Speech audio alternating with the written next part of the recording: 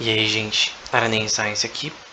No vídeo de hoje a gente vai falar dos papers que produziram o que a gente chama de bomba atômica, os papers por trás, né? E principalmente esse que está em português, produção de nêutrons e absorção de urânio, né? Então esse é o paper principal. Por isso que tá na playlist de paper review, que é onde a gente faz revisão de artigos, né? A gente vê e analisa artigos famosos. Mas nesse caso a gente vai ver uma história bem geral por trás desse artigo que está como o principal, né, que a gente vai ver mais pra frente. E normalmente a gente pensa em algo com poder, assim, ou algo nuclear. A gente pensa no Sol, em estrelas, né, que você tem realmente elas vivendo através desse tipo de processo químico diferente, né. Então gera um nível de poder e de luz, energia, né, de uma forma extremamente massiva. E normalmente as pessoas falam da bomba atômica como o dia que o Sol foi criado na Terra, né? Até hoje, até de forma mais gigantesca. E como que isso aconteceu? Quais foram os artigos por trás da descoberta desse tipo de explosão, né, que poderia ser criada? O primeiro artigo que a gente vai citar, alguns não estão na ordem cronológica, mas aqui em 1934, um paper do F. Joliot e da Curry, a Irene Curry, que é filha da Marie Curie, se eu não me engano é o nome da mãe dela, né? E ambas ganharam Nobel, né? A gente tem a mãe e a filha ganharam Nobel, ambas com seus cônjuges, né? E nesse caso Joliot, no caso da Curie, aqui no Instituto de Rádio no Paris. Eles eram franceses. E aqui é um paper bem pequenininho, publicado na Nature, falando sobre como é possível fazer uma transmutação artificial em elementos, né? Nesse caso também no urânio, mas também outros que eles citam, polônio e tal.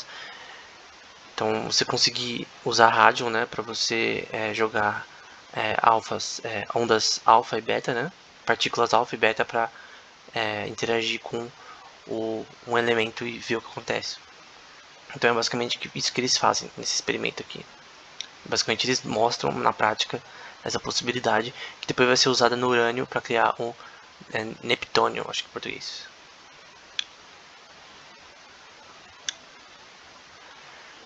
E aqui um paper de 1932, 2 anos antes daquele ali, que é sobre a existência do nêutron, né? Que ele foi previsto anteriormente, Rutherford, outros caras talvez, mas aqui que é realmente o nêutron demonstrada a sua existência, né? Até mais ou menos no final desse artigo, ele mostra como os nêutrons podem vir, é estranho, né? Que hoje a gente sabe que isso é verdade, podem vir a ser uma partícula elementar do átomo.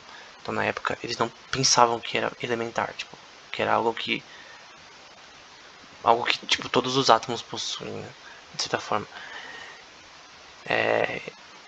Então na época ainda estava gradualmente sendo aceito até agora esse paper ser o principal para realmente mostrar que a probabilidade bem grande do nêutron existir. E o artigo que deu vida à bomba atômica, a gente vai ver ele mais tarde, né? Pelo Anderson, Fermi e Szilard, pela Universidade de Columbia, Nova York, em 1939. Então, guarde essa data porque 39 é o ano que começa a Segunda Guerra Mundial. Então, é o ano que ela dá o seu pico, né? Que a Dinamarca invadida, enfim, Áustria. Então, basicamente esse paper ele precede talvez a guerra de certa forma, ao ponto que Heisenberg, ele 2 anos depois ainda vai nos Estados Unidos numa conferência, né, até falar também com Niels Bohr e tal, relacionados a esse tema. Então era um paper que foi bem importante para as pessoas começarem a dar atenção nisso, porque estourou uma guerra e agora a gente tem uma forma de criar uma forma provável de criar uma bomba em nível que pode destruir uma cidade, né? E essa tensão relacionada a isso é o que provoca uma corrida, entre aspas, ilusória para criar a bomba atômica entre a Alemanha e os Estados Unidos, posteriormente. Então esse paper é muito importante e é o que, na verdade, o próprio, se não me engano, é o Fermi ou Szilard que avisa Einstein a escrever uma carta que a gente vai ver mais pra frente, né? Avisando o presidente Roosevelt sobre essa questão de que a bomba atômica deveria ser criada antes dos alemães terem ela em mãos.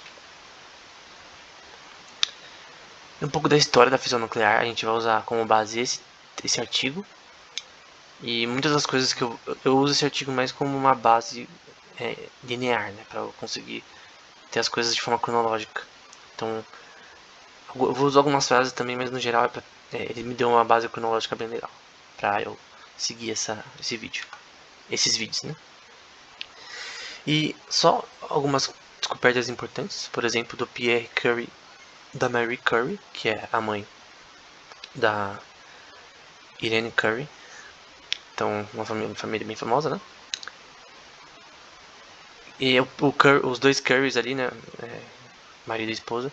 E o Henry Becquerel, relacionados à descoberta do rádium e polônio, que vão ser descobertas importantes, principalmente o rádium, porque é ele que vai ser importante para entender as interações que você pode criar, porque o rádio é um instrumento, um elemento muito radioativo, né? Para você conseguir mandar ondas alfa e beta em elementos, né? No caso no urânio, na prática, que é o que vai funcionar. Então o rádio é essencial para o experimento acontecer. Então, em 1903, né? Nobel de Química por Rutherford, aí relacionado às investigações da desintegração de elementos e a química por trás de substâncias radioativas, né? E isso é importante porque é aí que tem essa questão de fissão nuclear criada pelo homem, né? Diferente do Sol, que é natural, né? Ou de estrelas, que é natural, ou de outros sistemas como quasars e tal, ou outros tipos de astros, né? Que usam esse tipo de coisa, fusão. Nesse caso, a possibilidade de você, por exemplo, ter uma reação em cadeia que cria uma quantidade de energia gigante, né? Mas posteriormente, né? No caso, usando nêutrons. A descoberta do nêutron por Enrico Fermi, embora outros também vão ser importantes nisso, mas esse aqui é o prêmio Nobel relacionado a isso. Na irradiação do nêutron, não a descoberta do nêutron, mas a irradiação de nêutron, acho que é melhor traduzir aqui embaixo, a demonstração da existência de novos elementos radioativos produzidos por irradiação de nêutron. Então, de você tentar interagir artificialmente com elementos usando nêutrons, que vai ser o que vai realmente criar a fissão nuclear mais pra frente, no urânio. É basicamente o que é usado, por exemplo, para criar o neptônio, né? Que vai ser outro elemento, só com elétron a mais.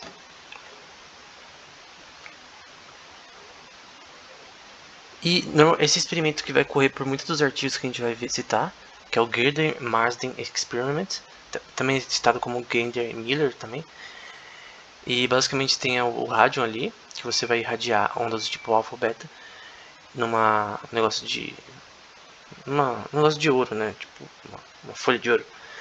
E vai irradiar aqui nessas telas verdes aqui. Então, uma tela fluorescente, né? E você vai ver as interações dessas ondas nessa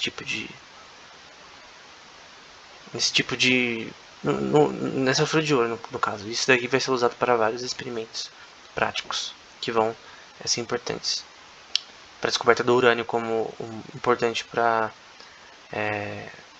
a reação nuclear. A descoberta do nêutron, relacionada à descoberta do nêutron, dos usos do nêutron, né? Nesse caso das aplicações, a radiação artificial produzida por bombeamento de nêutrons, né? E basicamente esse é o paper também um dos principais, porque o Fermi também vai estar aqui, que participa daquele outro paper que a gente citou. E basicamente eles testaram todos os elementos possíveis e inimagináveis para ver qual que funcionava como forma de você usar a transmutação, que a gente citou da Irene Curry e do outro lá que eu esqueci o nome, que estava no artigo.